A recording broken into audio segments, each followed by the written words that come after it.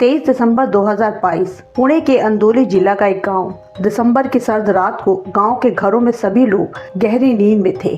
तब एक घर के दरवाजे पर किसी ने अचानक दस्तक दी। घर की महिला ने जाकर जब दरवाजा खोला तो उसके पैरों तले जमीन खिसक गई। वो बुरी तरह से चीखती हुई बेहोश हो गई। जब बाकी घर वाले भी वहां पहुंचे तो वो भी दरवाजे पर खड़े शख्स को देखकर बुरी तरह से चौंक उठे। कुछ तो भूत भूत कहते हुए चिल्लाने लगे। तब वहां पड़ोसी भी इकट्ठा हो गए थे। ये सभी हैरान थे क्योंकि आधी रात को आया शख्स ये वो इंसान था जिसकी बहुत ही दर्दनाक तरीके से मौत हुई थी। उसका 48 घंटे पहले ही अंतिम संस्कार किया गया था। क्या थी ये सनसनीखेज कहानी जिसने पूरे पुणे को दहला कर रख दिया था।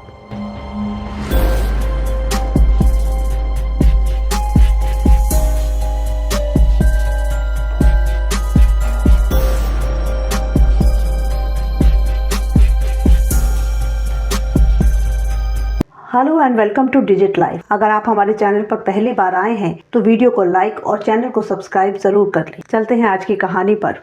यूँ तो हर शहर में कोई ना कोई क्राइम होता रहता है। कभी कभी कोई क्राइम इतना चर्चित होता है कि लोग उसे सालों तक याद रखते हैं। ऐसा ही कुछ सामने आया महाराष्ट्र से। महाराष्ट्र के पुणे के अंदोली जिले का चारफोली खुर्द का गांव। 17 दिसंबर 2022 की सुबह सुबह एक किसान अपने खेत पर जाने के लिए निकला। रास्ते में एक दूसरे खेत में उसे कुछ अजीब सा नजारा दिखाई दिया। यहाँ खेत में ट्रैक्टर के साथ एक रोटावेटर खड़ा था जिसके आसपास बहुत से चील कौवे मंडरा रहे थे।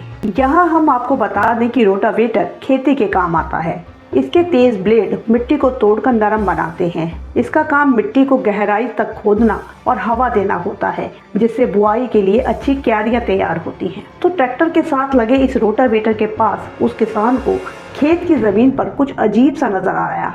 जब पास जाकर उसने देखा तो वो बुरी तरह से चीखने चिल्लाने लगा। उसकी चीख पुकार सुनकर बहुत से गांव वाले वहां पहुंच गए। खेत में उस नज़ारे को देखकर सभी हैरान थे। फौरन पुलिस को खबर की गई। पुलिस वालों ने भी जब इस सीन को देखा तो वो भी चौंक उठे क्योंकि उन्होंने आज तक ऐसा भयानक नज़ारा नहीं देखा था। दरअसल उस खेत में खड़े ट्रैक्टर के साथ लगे हुए रोटावेटर के ब्लेड्स में किसी की लाश फंसी हुई थी और उस लाश के चिथड़े हो चुके थे।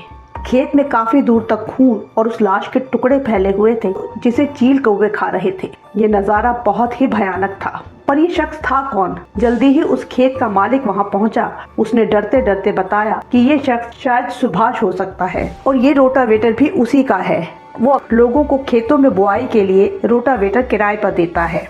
वो अक्सर लोगों के खेतों में रोटावेटर लेकर बुआई करने के लिए जाता है। उस किसान ने बताया कि मैंने भी सुभाष से किराए पर ये रोटावेटर लिया था और उसे खेत की बुआई करने को कहा था। कल यानी 16 दिसंबर की देर शाम वो ये काम करने के लिए आया था। पूरे खेत की बुआई करने में कई घंटे लग जाते हैं और शायद रात को ये काम करते वक्त ही कोई एक्सीडेंट हुआ होगा। तब तक सुभाष के घर वाले भी वहां पहुंच गए। लाश के टुकड़ों पर चिपके कपड़ों से उन्होंने पहचान लिया ये सुभाष की ही लाश थी। घर वालों का रो रो कर बुरा हाल था। पुलिस ने भी जांच की।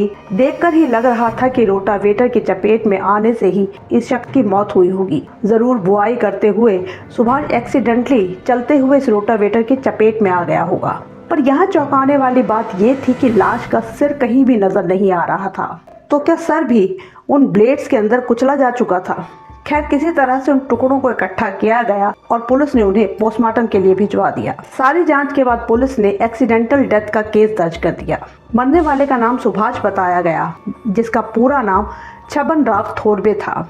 58 साल का सुभाष अपने परिवार के साथ उसी गांव में रहता था। 2 साल पहले उसकी पत्नी की मौत हो चुकी थी। उसके 2 जवान बेटे थे। उसके पास अपना रोटावेटर था जो वो किराए पर खेतों में बुआई के लिए चलाता था।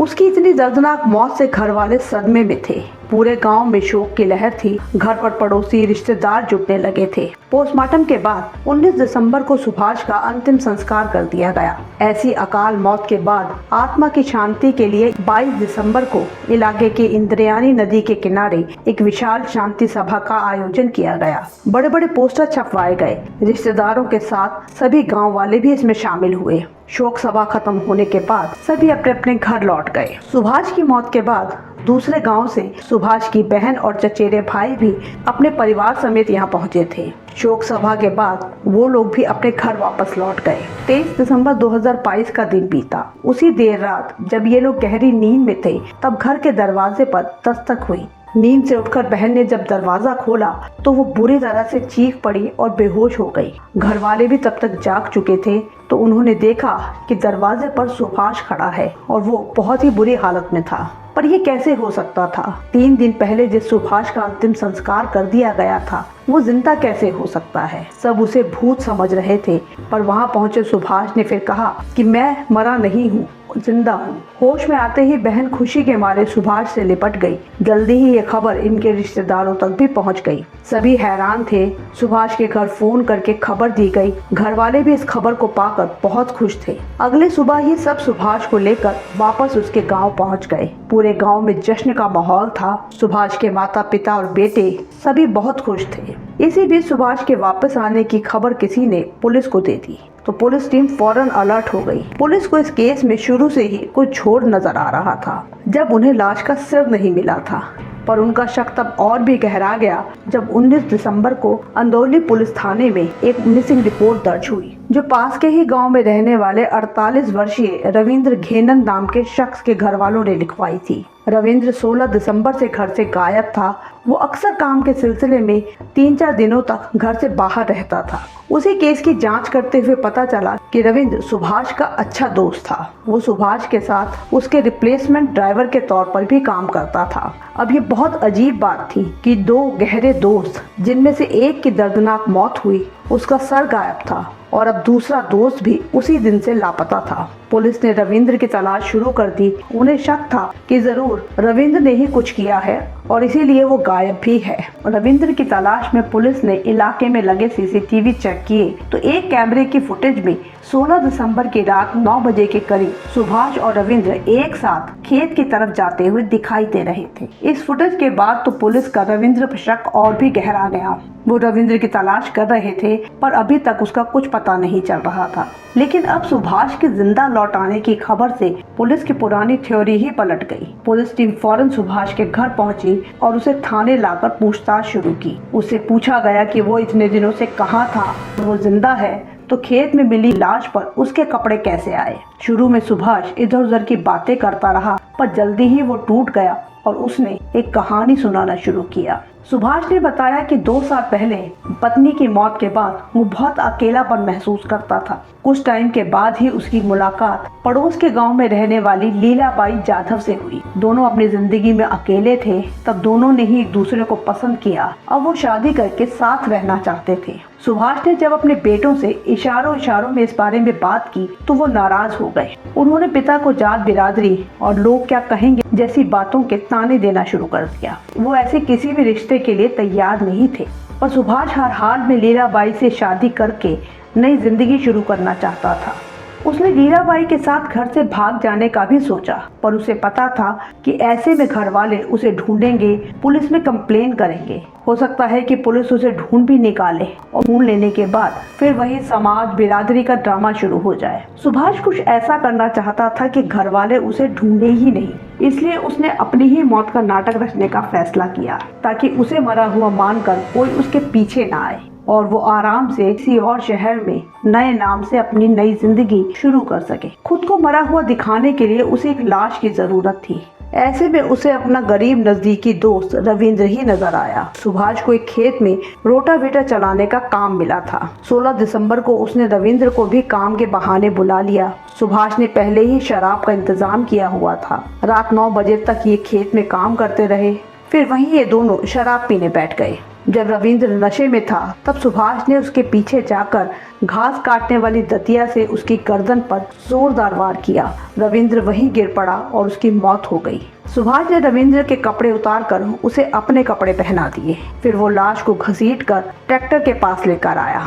वहाँ पहले उसने रविंद्र का सर धड़ से अलग कर दिया, बाकी धड़ को ट्रैक्टर के पास रखकर उस पर रोटावेटर चला दिया। रविंद्र की लाश कई टुकड़ों में कटती हुई चली गई। इसके बाद उसने रविंद्र की पैंट पहनी और शर्ट में उसके सर को लपेट दिया। फिर एक कंबल ओढ़कर साथ में सर, दतिया और शराब की बोतलें लेकर वो वहाँ से पड़ोसी गांव के लिए निकल पड़ा, जहाँ उसकी प्रेमिका लीलाबाई रहती थी। रास्ते में एक सुनसान कुएं में उसने रविंद्र का सर, दतिया और शराब की बोतलें फेंक दी। रात के अंधेरे में ही ये लीलावती के घर पहुंचा। अगली सुबह मुंह अंधेरे ये लीलाबाई को लेकर वहां से निकल गया। यहाँ से ये दोनों जोजरी नाम के इलाके के गेस्ट हाउस में जाकर रुके और इन्होंने 2-3 दिन वहीं बिताए। लीलाबाई ने जब सुभाष से घर चलने की बात कही तो सुभाष ने कहा कि अब घर जाने की जरूरत नहीं है, मैंने सारा इंतजाम कर दिया है, अब हमें कोई नहीं ढूंढेगा, अब हम आजाद हैं और शादी करके नई जिंदगी शुरू कर सकते हैं। सुभाष इधर उधर की बातें करता रहा। जब लीलाबाई ने जोर देके उससे पूछा तब सुभाष ने रविंद्र के कत्ल की पूरी कहानी उसे सुना दी कि किस तरह से उसने इस कत्ल से अपनी मौत का ड्रामा रचा है। अब ये कहानी सुनते ही लीलाबाई घबरा गई कि जो शख्स शादी करने के लिए अपने ही दोस्त का कत्ल कर सकता है वो आगे जाके कुछ भी कर सकता है। अब उसने बहाना बनाते हुए प्यार से सुभाष को कहा कि तुम मुझे अभी मेरे घर छोड़ दो, जब ये मामला पूरी तरह से शांत हो जाएगा तब हम आराम से शादी कर लेंगे। प्यार में डूबे सुभाष ने उसकी बात मान ली। 22 दिसंबर को उसने लीलाबाई को उसके गांव तक छोड़ दिया। पर सुभाष के सामने मुश्किल ये थी कि वो कहाँ जाए। वैसे भी उसके पास पैसे खत्म हो गए थे, अपने गांव वो जा नहीं सकता था। तब उसने 20 किलोमीटर दूर अपनी बहन के घर जाने का फैसला किया। छुपते छुपाते पूरा दिन पैदल चलते हुए वो बहन के घर जा पहुंचा। तब तक 23 दिसंबर की आधी रात हो चुकी थी। उसे जिंदा देखकर घर वाले बहुत खुश थे। अपना स्वागत होता देखकर सुभाष भूल गया था कि वो एक कत्ल करके यहाँ से भागा था। यहाँ आते ही वो पुलिस के हत्थे चढ़ गया। उसका कहना था कि वो तो सिर्फ अपनी प्रेमिका के साथ सुकून से रहना चाहता था, पर अपनी लालसा में उसने अपने ही दोस्त की जान ले ली। सुभाष चाहता तो इस क्राइम से बच सकता था। वो और लीलाबाई दोनों उम्र दराज थे, वो कहीं भी दूर जाकर आराम से शादी कर सकते थे। कानूनी रूप से उन्हें रोकने वाला कोई नहीं था। सुभाष ने उस समाज और बिरादरी के तानों से बचने के लिए कत्ल किया जिस समाज में वो रहना ही नहीं चाहता था, जिस समाज को छोड़कर वो दूर जाना चाहता था। रविंद्र की मौत के बाद उसकी पत्नी मीना और बेटा निखिल अकेले रह गए हैं। रविंद्र के दोस्त सुभाष की वजह से ही हुई उसकी इतनी दर्दनाक मौत से परिवार टूट गया है। जिस अकेलेपन को दूर करने के लिए उसने ये कदम उठाया था, अब जेल में इसी अकेलेपन के साथ उसे जिंदगी बितानी होगी। अगर आपको हमारा काम पसंद आ रहा है तो वीडियो को लाइक और चैनल को सब्सक्राइब जरूर कर लें। मिलते हैं नेक्स्ट वीडियो में।